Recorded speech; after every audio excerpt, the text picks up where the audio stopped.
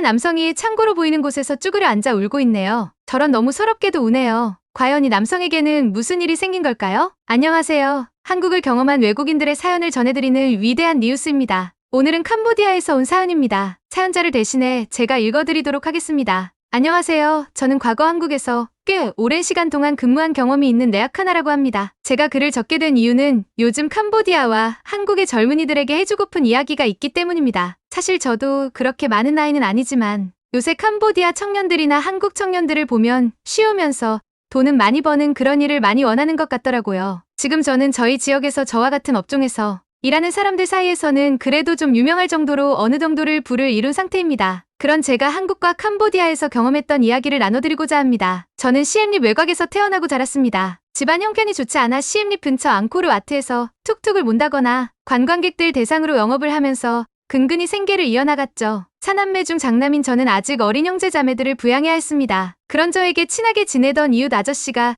일본 혹은 한국에서 일해보는 게 어떠냐고 물어보셨어요. 아저씨의 친구분이 한국에서 6년간 일을 해서 시엠립 근처에 땅을 샀다는 이야기를 들으셨다고 하셨거든요. 저는 크게 고민하지 않고 도전해보기로 마음먹었습니다. 외국에 가서 일하는 것은 확정이지만 일본을 갈까 한국을 갈까가 고민이었죠. 저는 아저씨 친구분께 조언을 구했고 아저씨 친구분께서는 자신이 경험을 해봐서 저에게 조언을 해줄 수 있는 한국으로 가는 걸 추천해주셨어요. 결국 저는 한국으로 향했습니다. 제 결정을 전해들은 아저씨 친구분은 아저씨를 통해 저에게 사람을 조심하고 인종차별을 겪더라도 담담하게 받아들이라고 조언해주셨죠. 한국에서 일할 수 있게 도와주는 직업소개 업체를 통해서 한국에 입국했습니다. 일을 하기 위해 직업소개 업체에게 나름 큰 돈을 줘야 했죠. 그래도 제가 한국에서 벌 돈을 생각하며 어려운 형편의 돈을 냈습니다. 제가 한국에 도착한 날은 아주 추운 날이었습니다. 11월으로 기억하는데 사시사철 따뜻한 캄보디아에서 지내다 처음 겨울을 접하다 보니 충격적일 만큼 추웠습니다. 그렇게 저는 직업소개업체 측에서 소개해준 거제에 있는 한조선소에서 일하게 되었습니다. 저는 처음에 한국말을 잘하지 못해서 많은 어려움을 겪었습니다.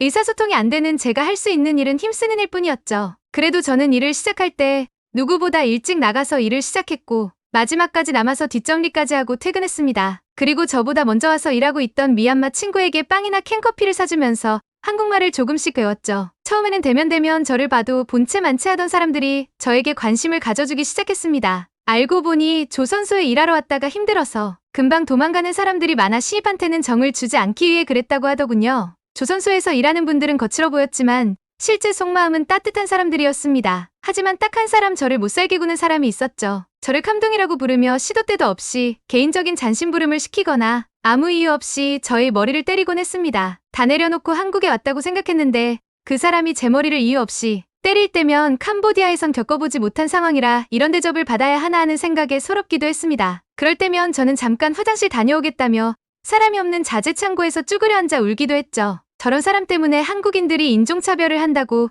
동남아 사람들이 한국인을 싫어하는구나 생각했죠. 조선소에서 일한 지도 꽤 지나 한국어도 익숙해졌고 일도 손에 익었을 무렵이었습니다. 그때는 중요한 원부자재가 입고되는 날이었는데 누가 입고 지시를 잘못했는지 있어야 할 자리에 중요한 원재료가 없어서 조선소가 뒤집어진 날이었죠. 저는 그런가 보다 하고 있었는데 갑자기 저를 괴롭히던 직원이 저를 가리키면서 이 캄둥이 새끼 이게 아까 입고 작업 진행한 거 아냐 하며 크게 소리치는 게 아니겠습니까?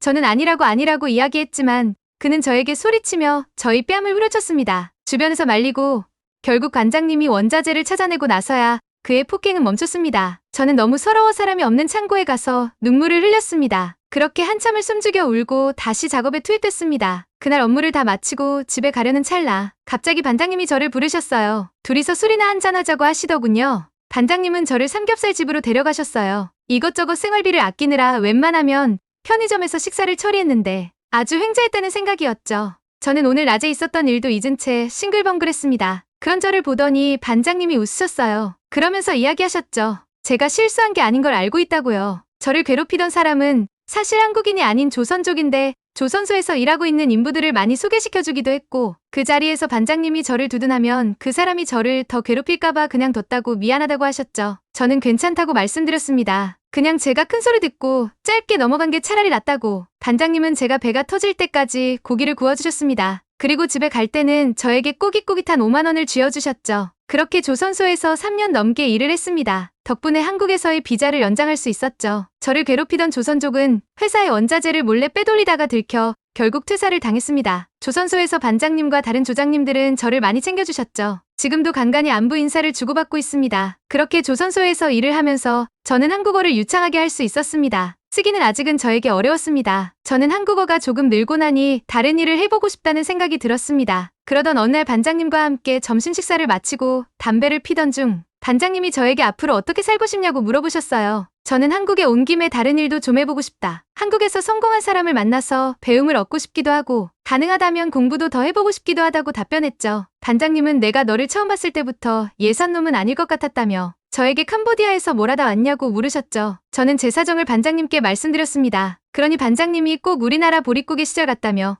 너 같은 놈이 나중에 성공할 거다라며 저를 격려해 주셨죠. 저는 감사하다며 웃었습니다. 그렇게 또 며칠이 흘렀을까요? 갑자기 반장님이 저를 호출하셨어요. 그리고는 혹시 운전기사를 해볼 생각이 없냐고 물으셨죠. 저는 캄보디아에서 툭툭 운전을 해보기도 했고 조선소에서 일하면서 한국 운전면허도 따고 급할 때는 제가 물건을 받아오거나 하는 경우도 있어서 운전을 할 수 있었지만 갑자기 웬 운전기사인가 싶었죠. 제 어리둥절한 표정을 본 반장님은 웃으시면서 정말 본받고 싶고 훌륭한 거래처 사장님이 있는데 그분 운전기사님이 개인적인 사정으로 퇴사하게 돼서 새로운 운전기사를 구한다고 하시더라고요. 그러면서 저에게 사람이 밖에서 가장 풀어지는 공간이 바로 차라고 설명해 주셨어요. 그러면서 가장 솔직하고 내밀한 이야기를 할 수 있는 공간도 바로 차 안이라고 하셨죠. 제가 그분은 운전기사로 한국 생활을 한다면 정말 많은 걸 얻을 수 있을 거라고 호언장담하셨죠. 듣고 보니 반장님의 말씀이 맞는 것 같더군요. 그리고 여태껏 저를 잘 챙겨주신 반장님이 저에게 나쁜 제안을 할 것 같지 않았습니다. 그래서 저는 면접을 보겠다고 말씀드렸죠. 만약 이상한 제안이라는 생각이 들면 하지 않으면 될 테니까요. 그렇게 저는 운전기사 면접을 봤습니다. 제 예상과는 다르게 높은 직위도 아닌 운전기사를 뽑는데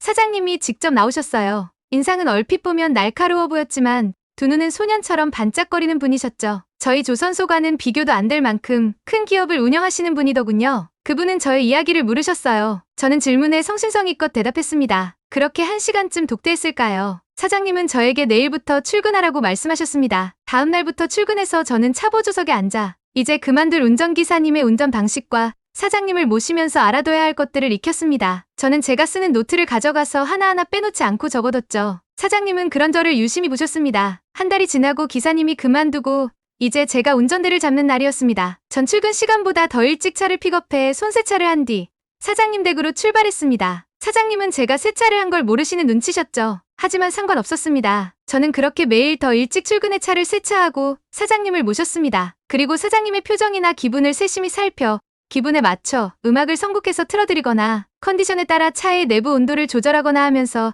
제 나름대로 사장님이 차에서 편안함을 느끼실 수 있도록 최선을 다했습니다. 그러던 어느 날이었죠. 사장님이 차에서 저에게 사업에 대한 것들 하나하나를 지나가는 것처럼 말씀해 주시기 시작했습니다. 어느 날은 혼잣말처럼, 어느 날은 전화통화를 하면서, 어느 날은 저에게 직접 무언가를 물어보시기도 하셨죠. 저는 사장님이 그런 말을 해주시는 날마다 제 노트에 하나둘씩 적어나가기 시작했습니다. 저는 보통 사람이 만나기도 어렵다는 중견기업의 사장님의 사업에 관한 가르침을 주시는 것을 직접 들을 수 있는 아주 운 좋은 사람이 되었습니다. 월급을 받으면서 이런 가르침을 받을 수 있다니요.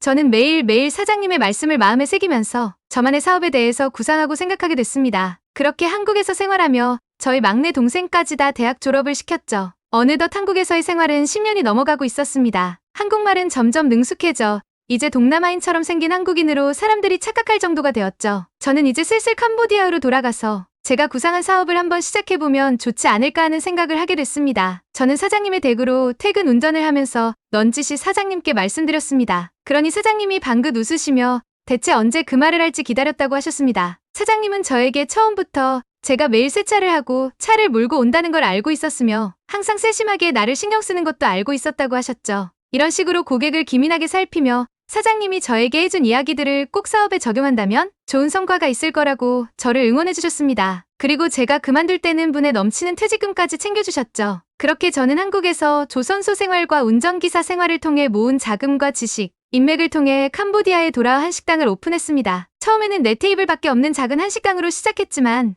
이제는 어엿하게 대형 쇼핑몰에도 입점해 있는 중견 식당의 모습이 되었어요. 반장님과 사장님도 사업자 혹은 관광차 캄보디아에 방문하실 때마다 제가 저희 식당으로 모시는데 그때마다 마치 본인들 사업 마냥 뿌듯하고 흐뭇하다며 저에게 항상 응원을 해주십니다. 아무것도 없던 외국인 노동자를 마치 동생처럼 가족처럼 품어주신 반장님과 조선소 식구들, 그리고 사장님께 너무나도 감사하다는 말씀을 드립니다. 그리고 사회적으로 봤을 때 천하고 별거 아닌 것 같은 일에서도 성공의 씨앗은 숨어 있으니 우리 캄보디아 청년들과 저희 제2의 고향인 한국 청년들이 작은 일에서도 최선을 다하면서 나라를 더 발전시켰으면 좋겠습니다. 라고 사연 보내주셨습니다. 직업엔 귀천이 없다지만 힘들고 위험해서 기피하는 조선소 업무부터 시작해서 이제는 어엿한 한식당 사장님까지 되신 레아카나 씨.